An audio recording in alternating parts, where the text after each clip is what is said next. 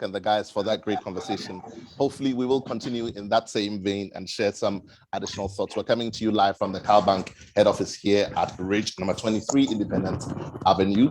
And the CalBank head office is one of the only green buildings here in Accra today, even if we say so ourselves. And we're privileged to be part of this conversation. Just getting straight to it. All over the world in different fora, in different conversations, in all the boardrooms and all the meetings, you hear the talk of digitization, and even more so brought on by the onset of COVID. Everything in our lives is changing today, but today we want to bring the conversation home to a specific aspect of our conversation, which is in the built environment, if you like. In May of 2019, there was a research carried out by 4 students of the University of Science and Technology. And here's what they had to say, that about 40% of the global energy is used by buildings here in the world and here in Ghana as well. Today, we'll be having this conversation on 7 main topical areas, and we'll be joined by some of the finest brains in this conversation. I'll be introducing them shortly, or better still, I'll let them introduce themselves. But here are the areas of the conversation that we're going to be having.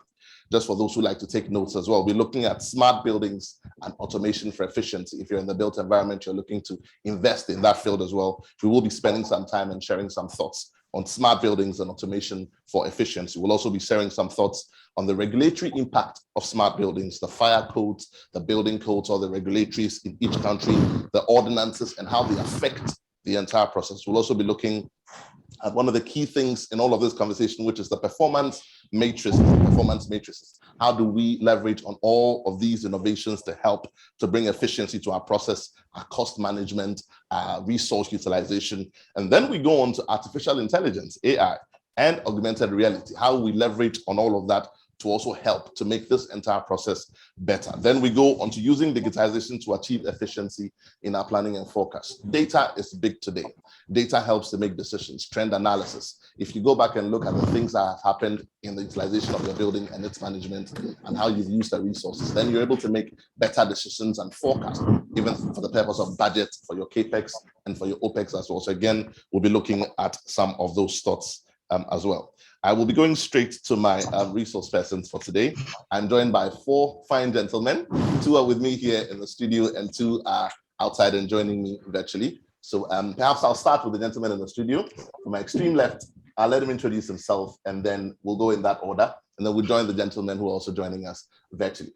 So Reginald, do you want to start? Okay, sure. Yes. So my name is Reginald Obey. I'm currently the head of property management at Denton Property Managers, which is a subsidiary of Gold Key Properties. I've been in this space for the past 15 years, and so I'm happy to be here to give a little insight on these topics. Great. I mean, he does say little insight, but I've been interacting with these gentlemen for the past 3 days, and trust me, there's nothing little about the information that they're going to be sharing here today. Obed, do you want to take over? Right. Thank you. My name is Obed Ampedwe-Siama. I'm the head of property and facilities management for Fidelity Bank Ghana Limited. I've been in this space as well for about 22 years, and here to share a few thoughts with you all. Thank you. I like the way they say few thoughts. 22 years, few thoughts. 15 years, few thoughts. Paul is smiling very, very widely. Paul, talk to us. So, sorry. Hi, I'm Paul Sheedy. I'm the CEO founder of Unified, which is approaching the whole way of facilities management in a very different way. So I've been involved in this for 8 years now, developing new technologies, new communication protocols. Before a data analysis company, which we grew to 14 countries. So I got to really, we really pushed the limit of data and how we affected our clients around the world. And what I've done now is taken data and hardware and communication protocols and pull them together for really smart building technology. What we hope is a very simple way to deliver the impact that's needed globally right now. Thankfully, you didn't say very few or very little. You didn't say that. Kofi, talk to us. Very little. I get to sleep. I don't get much of that. Well, so my name is Kofi Asari, and I'm a doctoral student at the ME Rinka School of Construction Management here at the University of Florida. So my research interests lie in the areas of building information modeling and facilities management, also life cycle analysis, sustainability, But in the last few years, or in the past 2 years, I've mainly focused on integrating building information modeling with facility management. And as part of that, I have been working with a major Southeastern US international airport on one of their capital improvement projects, which involves addition of a new terminal, and in trying to integrate building information modeling with facility management for them. So that's what I bring to this conversation. And a lot more in a few minutes. Right.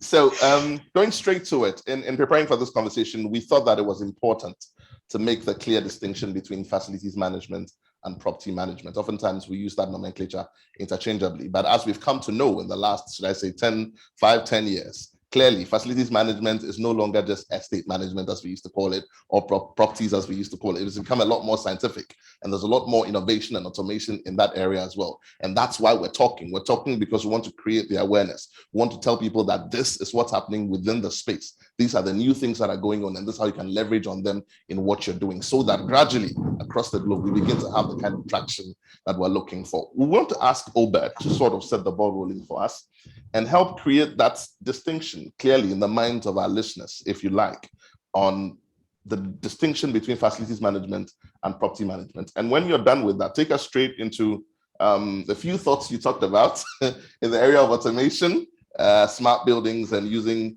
technology to leverage some of these thoughts. And then we'll be happy to listen to you. Right. Yes. Thank you, once again. Let me start off by saying, in the space of property management, you find investors, be it individual, corporate institutions, investing large amounts of money to put up buildings. And one of the aims for putting up these buildings, among others, is to get good returns from these buildings. For that purpose, they need specialized skills and people who are well trained to be able to manage these properties for them. And these people normally represent the landlord side of the business. So what they tend to do is they represent the landlord in determining rents, letting the space out, selling the property for people to take out spaces in the building, again on heads of terms, the key terms and conditions for leasing the space. They vet the tenants who will come into the space, and they also work on the tenancy agreements. Now, after all these have been done, they also manage the lease itself, because there are terms and conditions, the lease, landlord's responsibility, tenant's responsibilities, and the general conditions and all that. So the property manager also makes sure that they get these things going and everything is functioning very well. The closest you find them doing anything that bother on all the tenants in the building, where it's a multi-tenanted building, so let's say a multi-tenanted building, is where they manage common area. So the common area will be your stairwells, your elevator, your car park, the gardens, all those things. They take common area maintenance charge and they maintain that on behalf of the landlord and the tenants. So clearly you can see the property manager doesn't come into the space after it's been let or rented out to the tenants. He's doing for the landlord and making sure the building is well maintained, the investment value of the property continues to grow, so that the landlord will be able to realize the objective for which he set out to put up that building. So in a nutshell, that is for the property management. Now, when we come to facilities management, it's a different ballgame. After you've taken up the space, there needs to be the continuous managing of that space, running of that space, to make sure we are using the space as efficiently as possible. And again, the people who are coming into the space, we need to make sure that provisions are made for them to feel comfortable, feel that the health and safety requirements are all catered for, and they can focus on their job without too many breakdowns and complaints and all that. And again, because you've spent a lot of money in taking up this space and you are running the space, you also want to be as efficient as possible when it comes to your spend and other things. So you find that in the facilities management space, there are services that are rendered in that space. And generally they are termed hard services, soft services. The hard services, I'll say, are the building services, which are normally your electrical, mechanical stuff. So your power, your generators, your elevators and stuff. Those things are an integral part of the building that makes the building function very well.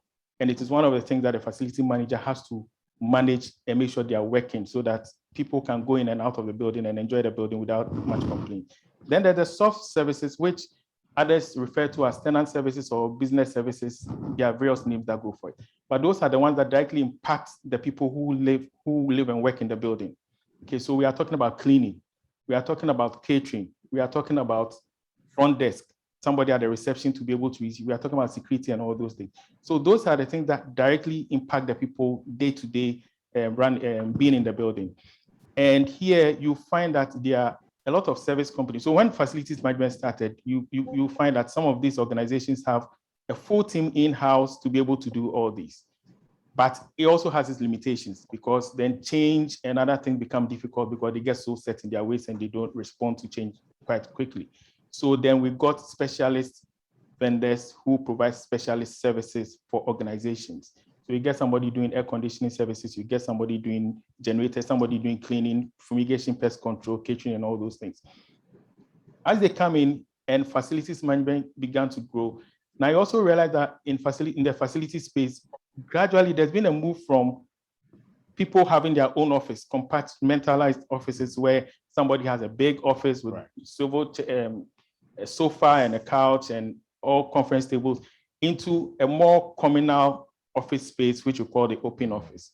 Now, when the open office concept started, there was a lot of pushback because people were complaining about privacy and all those things, which is really not true, because the proper implementation of open offices, you find that there are private spaces where you can do private stuff.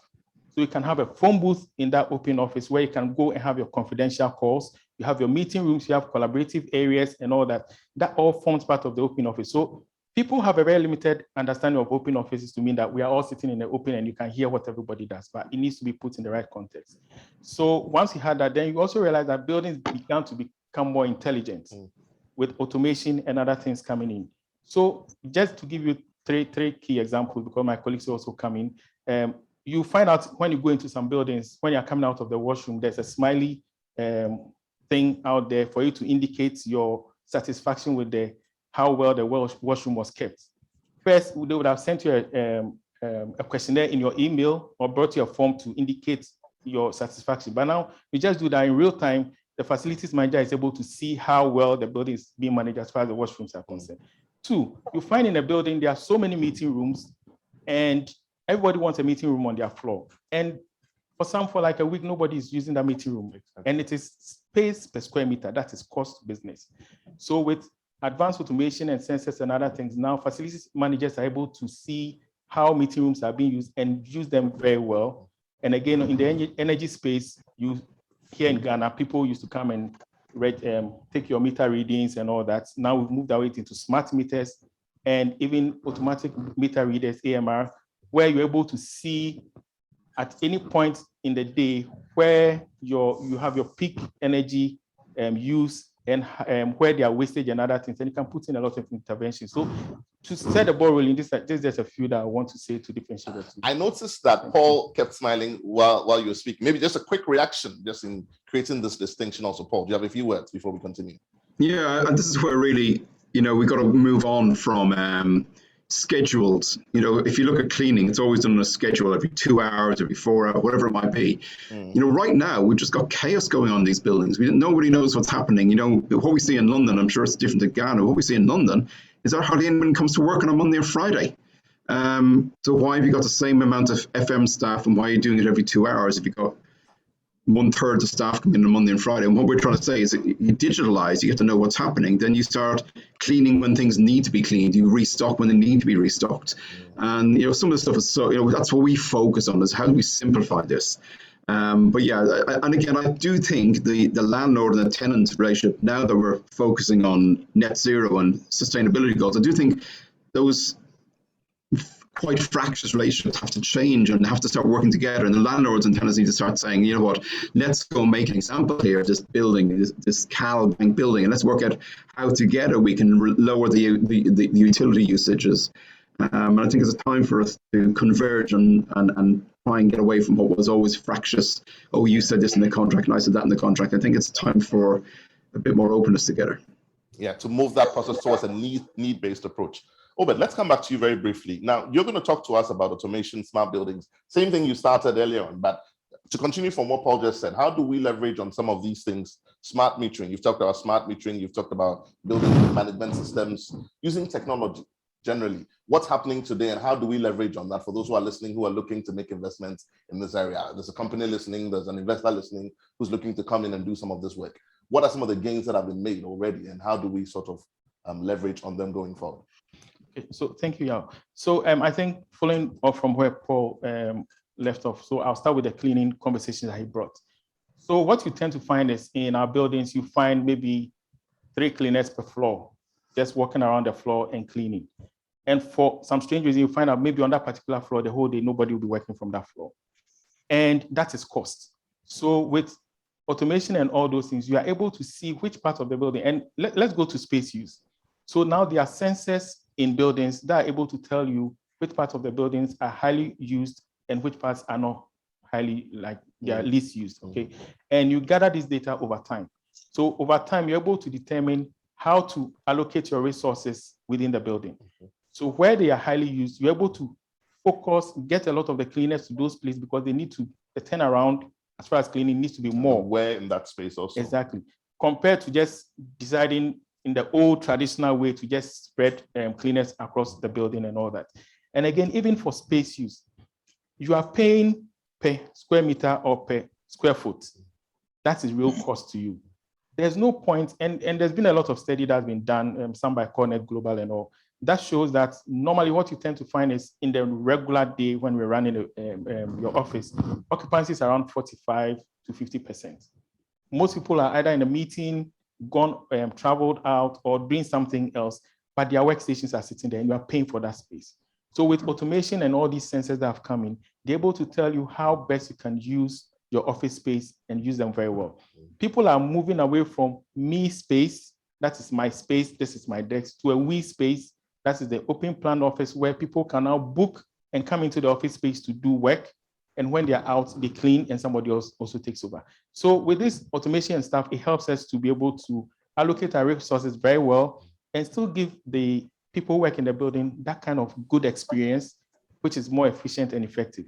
If you come to the energy side, if you look at the facilities management, facilities managers cost centers, energy, if you take our rent and all the energy is one of the biggest costs that we are faced with.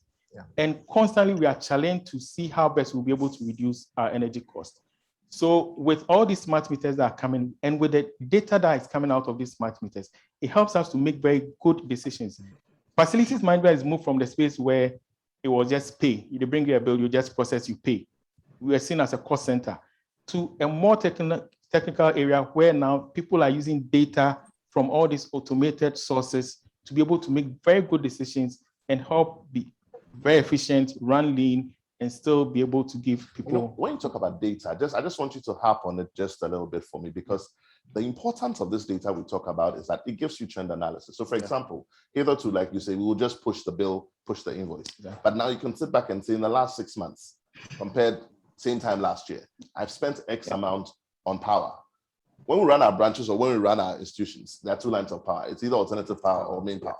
Now, when your cost is going up on one line, it should be going down on the other. How do you see that without the benefit of automation? That's what the power of this data. You can also look at your expenditure and look at where there's waste and there's leakage.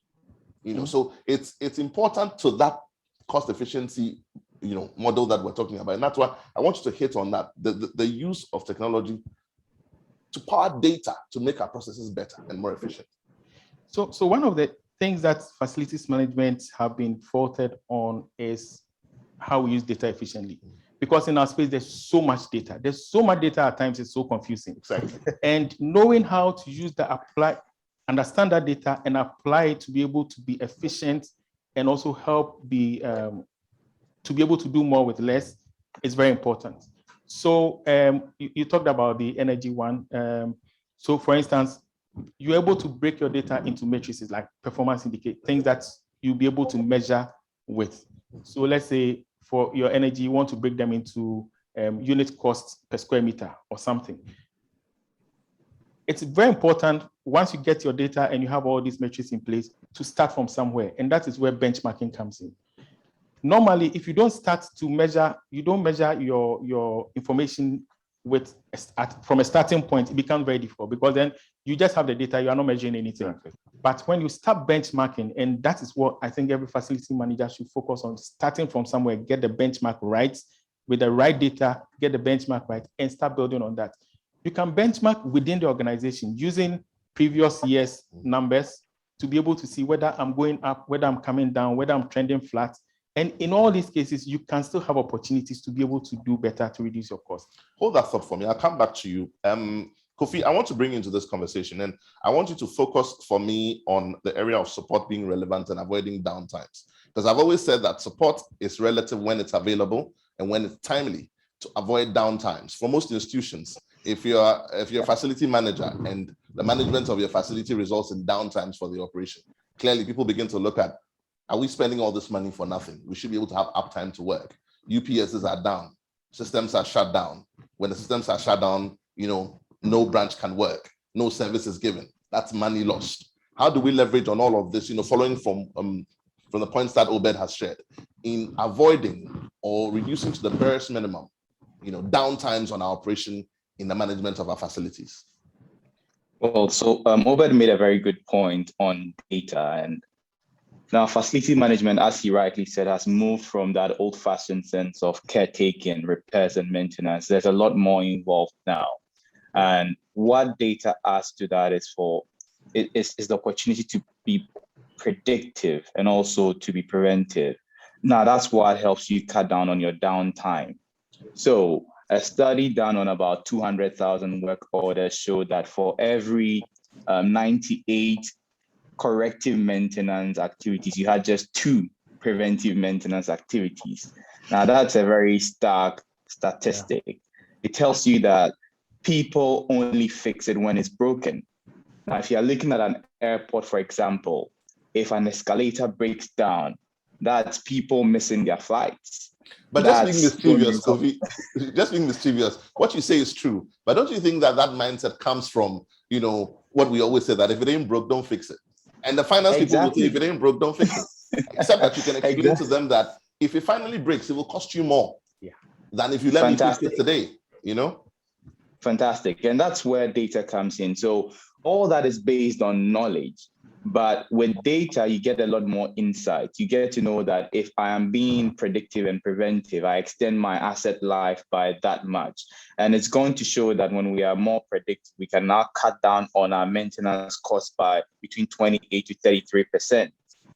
And if you are also planning ahead and you are using this data, you could be cutting down your work order times by about 8.7% according to recent research. So let's say you were spending 100 minutes on repairing every broken down asset. Now you're going to reduce that work order time down to about 92.3. That means you're saving on money as well, because if you're paying this person by the hour, you are saving 8.7% on that money you are paying. And on the average, you've got facilities recording about 10,000 work orders every year. That's good money you are saving. So that's where the business case lies when it comes to using data to drive decision-making in facility management. Right. But specifically speaking to, let's say, the examples of you in Florida or the examples of Ghana in facilities like Terminal 3, like you speak about, let's share some specific thoughts on recommendations on what can be done. Let's just pick 1 or 2 areas and share some thoughts on that as well. Okay, so I'll quickly run through a presentation, which will give us some background to that. So let's do that right now. So can you all see my screen? Yes, yes, we can, Kofi. Okay, brilliant. So the building you see on the left of this is one of the buildings at this facility we are talking about. For some contractual and confidential reasons, I may not be able to give you all the details. We'll call it building X, don't worry. So I'll take you through where we started from, where we've gone, and what people are calling the big idea over there, and what some of the enabling technologies are, and specifically my area of expertise, BIM, or Building Information Modeling for FM. And I'll give you a brief demo and conclude. If we can do all of this in 6 minutes, you'll be my best man for today. That's not a problem. Right. So there are changing needs, obviously. There is new technology on the table, which gives us new possibilities, but then there are challenges. Myself, coming from an architecture background, moving from the drawing board to the computer, I face some of these things. And with these challenges, gives you the opportunity to improve your capabilities. Now, in the old system, or traditionally, this is what facility managers end up with when the contractors and designers are done and the building is handed over to them. So if you need to find the installation manual or the operation manual for equipment X, using your own terminology, you have to go through all these documents to find them. And that introduces a lot of rework, a lot of inefficiency. So what's the big idea? It's about information or data enhanced action. And that's what we call data-driven FM here.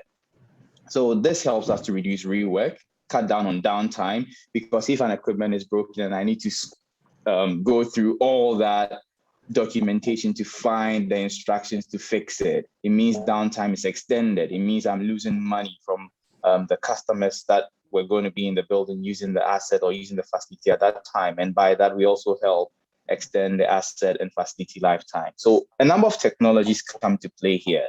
And we've got building information modeling as the foundational technology. So what this does is it helps you put together the geometry of your building and the non-geometrical stuff, which is the details, the metadata that you need to run these equipment. So for example, you've got your installation manuals, your warranties, which are very important when it comes to facility management. All of that fall under the BIM platform. Then some of the other enabling technologies are reality capture. So before your walls, your drywalls go up to cover your infrastructure, you can scan them and have these converted into images that you can easily refer to when you want to open up a wall and fix some piping behind there. The Internet of Things, as we've all talked about here, is doing immense stuff for all of us. We can collect enormous amounts of in-use data and connecting that to geographic information systems or GIS. We are able to find our way quickly to work orders or equipment which are broken down. So there's a ping on your mobile device that, hey, that equipment is not acting right. And with a tablet, you find your way right to where it is, and you can respond to such work orders quickly. So let me just give a brief overview of what this involves. Now, building information modeling involves three things: policies, processes, and technologies. And together, we come up with a methodology that helps us to manage building and project data. Now, facility management, on the other hand, involves similar things: multiple disciplines, people, place, technology. And the goal is to ensure functionality, comfort, and efficiency of buildings, as well as safety. But then over the years, there are 5 problems we've identified. People are uncertain about how things work. People are uncertain about the technology. And also there's a big gap in the technical know-how. And the value, like you said earlier, has not really been proven because there are lack of examples of how much people are saving and what people are also doing. And underlying all of this, there are trust issues. Contracts play a big role in this. But then I'll go strictly to why this has happened. And it's because people have not really understood how this works, how people use BIM for facility management. The owner has been taken out in most of the research work done and also practice. And that's what we are now saying, that, look, the owner is very important. He is paying all the money. Let's bring him into the loop. But then how do we get the owner to accept this? And that's where we need to let them understand what the relative advantage they get. And that's what we call performance expectancy. So is this technology going to meet my needs? Is it going to be useful for me? How much effort do I need to put into it? Does someone out there expect me to use it? And that's where governments come in. So that's what we call social influence. And with facilitating conditions, we are talking about, are there the right people out there to help me do this? And all that goes to influence my use or the actual use of this. So I'll show you a quick video of the kind of work we've been doing here. And this is a video put together with some of our partners. And the goal here is to collect all the data that we can get from the design phase. So this being a building on site, if we needed to find some information on the escalator, we don't need to go through those banker boxes. Everything is attached to the piece of equipment in here. And this also helps with space utilization. which I know Paul will be talking about very shortly. But here we've got everything we need on that particular asset. We know it's manufactured by this company. We know it's a light transit escalator. If we want the product documentation, we go straight to that link. It opens up, and this can be on a mobile device, which you can take around when you are doing your work orders. And we'll be showing a very short demonstration of how that can be used in real life by the people who go out there to fix these problems. Here again, we tell you about the cost, the replacement years, and we can now do forecasting based on that. So when it comes to space utilization, who have we assigned the space to? Who is the occupant?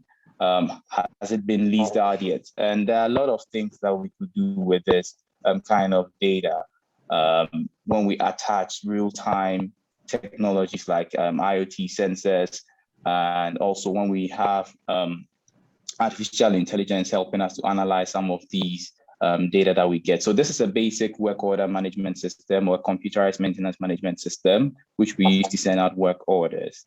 And here we can now have access to all of these, visualize these elements in 3D, and then have them on devices. So he goes out, scans the barcode or the QR code, he gets an augmented reality image, and he's able to report on repairs that they have done or things that they have installed in real time, and it goes back into that system.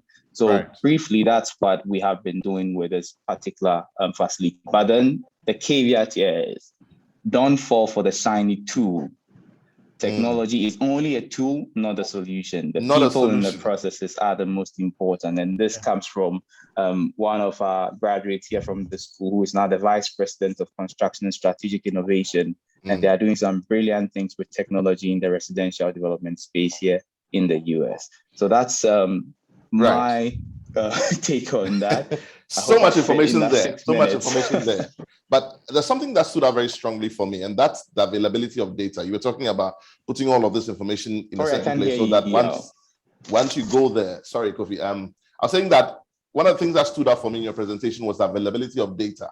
So that if anyone looks at it later on, availability of data on site with regulatory authorities deposited, so that whoever's looking for it can just go straight in and say, if there's a fire, if the regulators come there and they say, how many floors are in this building? Where is the fire escape? All of that should be available within the built environment. That leads me to my next conversation. And Reggie will be sharing some thoughts with us in the regulatory area, the fire codes, the building codes, the building ordinances, the building permits, and all of that. How do we leverage all of this technology to make that process also better? Because today, not only with the onset of FATCA and all the regulatories and all of that, things are changing around the world in terms of control also. And people want to know. They're asking a lot more questions. How many people have been in this building in the last 1 month? Now they want to know. The facility manager cannot just say, oh, I'll go and pull up a box and we'll check. You go and check the cameras. Somebody needs to have that information somewhere. Yeah. How do we interface with the regulatories in all of this process? Reggie, share some thoughts with us in the next few minutes. I've been prompted that my time is running out, so let's sure. So I'll be very. We'll get Paul to share some thoughts as well. Yeah. Before we round up. Okay, sure. So I'll touch on 3 main areas. First, who are the regulators? You need to know them, what they do, and the impact that you're talking about. Brilliant. So in the facilities management space now, for you to be able to work, you first need your registration documents. Of course, the Registrar General comes in play, where you fall under a certain category, and that gives you the license to operate in that area. Then the local assemblies also play a vital role wherever you find yourselves in terms of the building operating permit for the building itself, and then also giving you the impact assessment reports before the building was put up, and then the habitation permits that you also need to acquire to allow people to live in or use the buildings. Then we also have the EPA, who play a very vital role. Now, their permit borders on the waste disposal, and this has to do with the refuse. And then also in modern times, you're looking at the water that emits from your wastewater, and then also looking at the soil waste. Where is it going? How are you treating it? And once it has been treated, is the water coming out meeting the standard to be discharged into the drains? So these are the main regulators in the building industry now. Then, of course, you won't leave out the fire service. Who would randomly come and check your fire permits, whether your panels are working. And in modern times, technology has installed sensors to ensure that when there is fire, the facilities manager is able to see in real time who is in the building and which sectors are they in because of the sensors. And this has enhanced the evacuation processes and reduced time adequately. So the facility manager is able to know that 3 people are here, 4 people are here, and then is able to get the fire wardens there to get them down. Then we also look at the Ghana Standard Authority, who is now checking, verifying the weights and lifts and all those things in the buildings.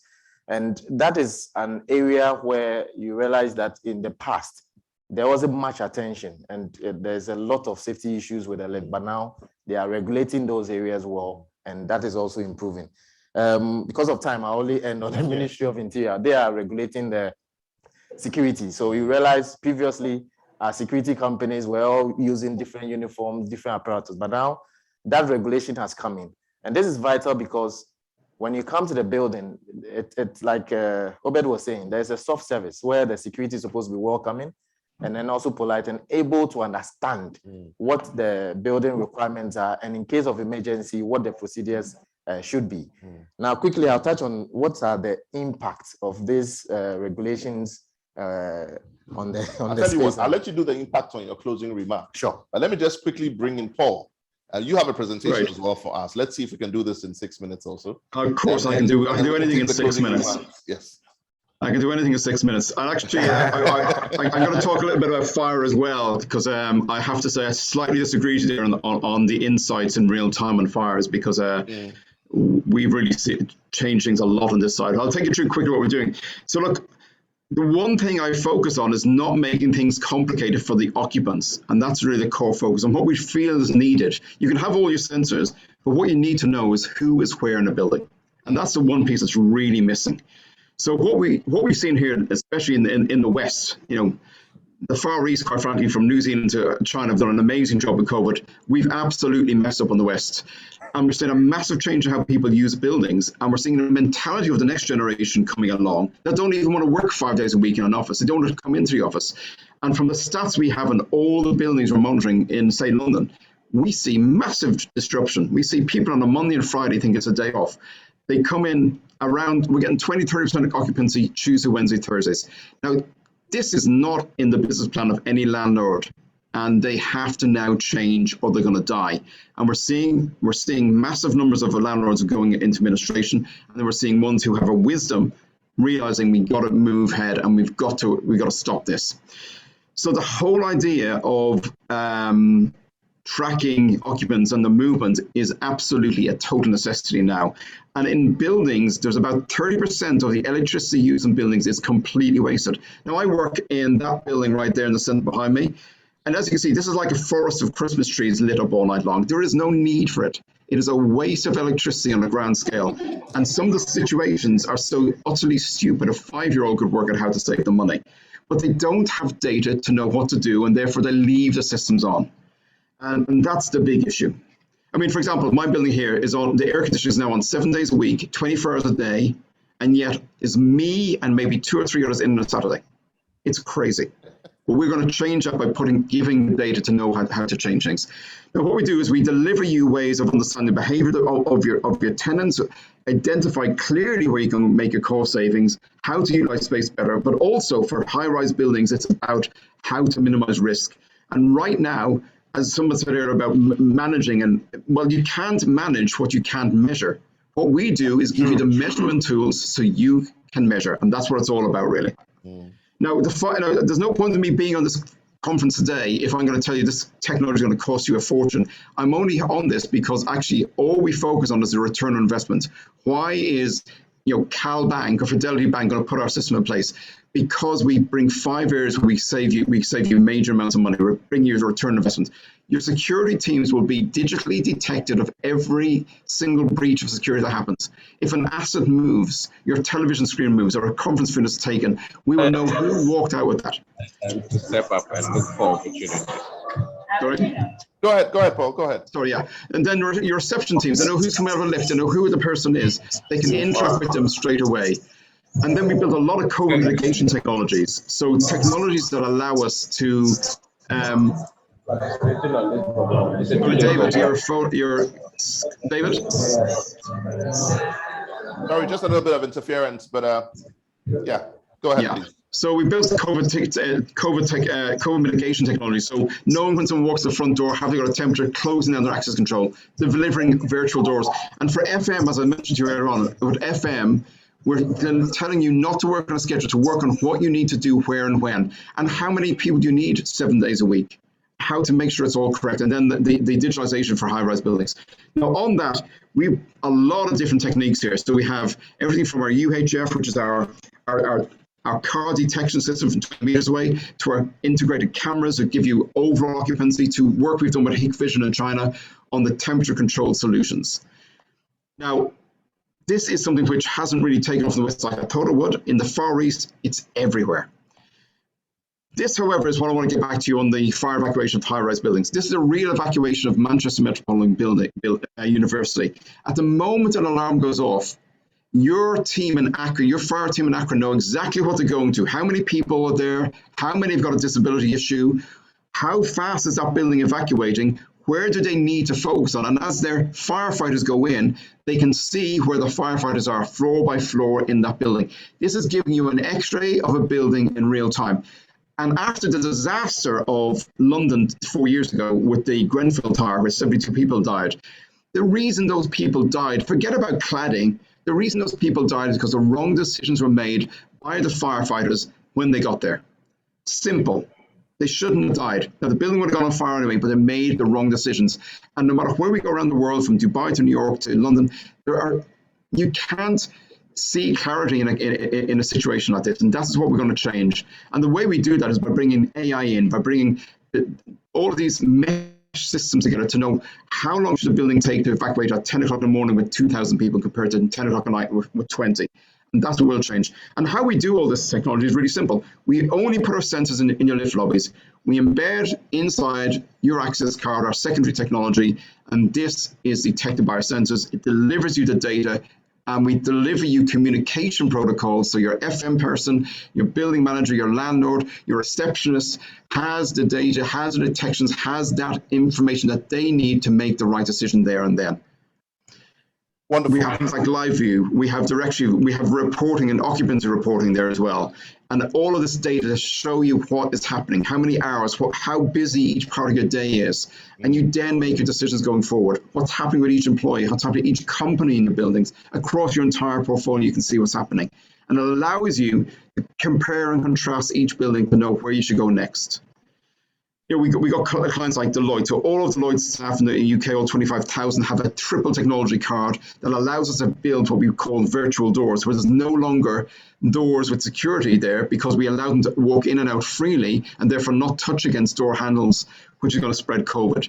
And this is, you know, we've built this across the world. We're in Saudi Arabia, we're in USA, I've got an office in China. And again, I see Africa, the next 10 years, Africa is going to be the one golden opportunity in the world.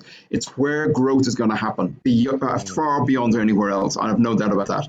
Hence, this is why I'm here today. And Thank really, you so much. Yeah, perfect. People. I mean, I think that's great, and I'm very sure that a lot of people listening who are going to make contact with you after we finish from here with Cyril and the team. But great thoughts. While you just ended right now, your takeout from the conversation today. 30 seconds. What should we remember from Paul Sheedy today if we remember nothing? 30 seconds. I dread to hear this answer. Your takeout from today, Paul. Your takeout, 30 seconds. Yeah, I just think we're all on the right track. You know, I spent some time with COVID over the weekend, and it's all about us all working together. It's taking what we need to know. It's giving you clarity and moving forward. That's what we all need. And if we have clarity, if we can measure what we need to know, we can manage what we need to know. Measure what we need to know, we can manage what we need to know. Kofi, your takeout from today, if you could just touch a bit on COVID for me, 30 seconds. Yeah, I think COVID has taught us that we don't need to rely on past knowledge alone. We need to be driven by active real-time data. That's very important. And collaboration is also key. We can't have all these automated solutions sitting in islands, and what we call islands of automation. We need to bridge everything together. And I'm really excited with what Paul is doing. It'll be interesting to see how the three-dimensional views and all of that are layered onto that. So fire rescues could actually plan their evacuation routes in real time based on where people are stuck in the building. So it's quite interesting where things are going. But one of the key things that I would say is let people own these processes and the implementation. Otherwise, we are going to be stuck in a capability trap where, yes, these tools are capable, but we never get offline. Let's get people involved. Let them own the processes. Let people own these technologies. That's what I'd say. While we digitize, don't put the people thing out. Let people be a part of that process. That's Kofi Asare. Reggie, your final thoughts, 30 seconds. Sure. So what I would, my take home is basically saying that this new technology that is coming is going to help us to move away from the repairs and maintenance that we know to more insightful, predictive maintenance, which will save cost. To where Paul wants us to go, which will save cost for the owners of the building, because cost is now a very big issue, especially in the country, looking at all the taxes and the things that are coming up. So this technology can help us leverage on that to save cost, and then also ensure that the building's values are maintained over time for the various owners.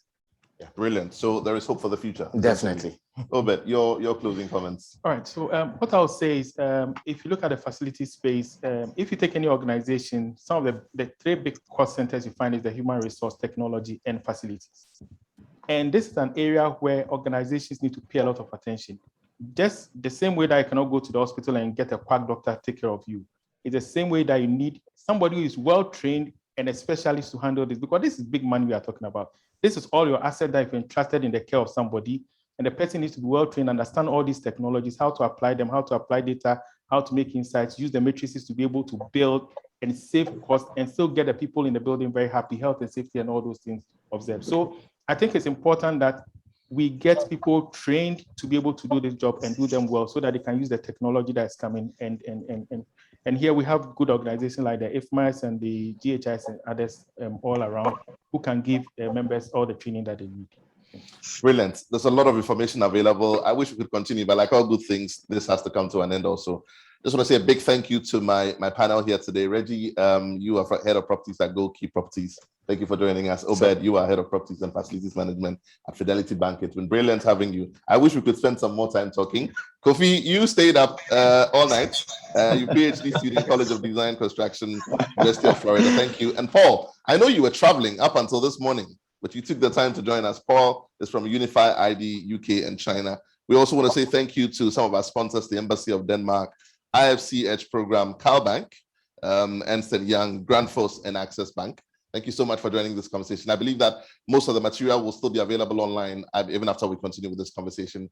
We'll take a quick break. When we come back, we continue with a free workshop on introduction on IFCH. Thank you all for joining us.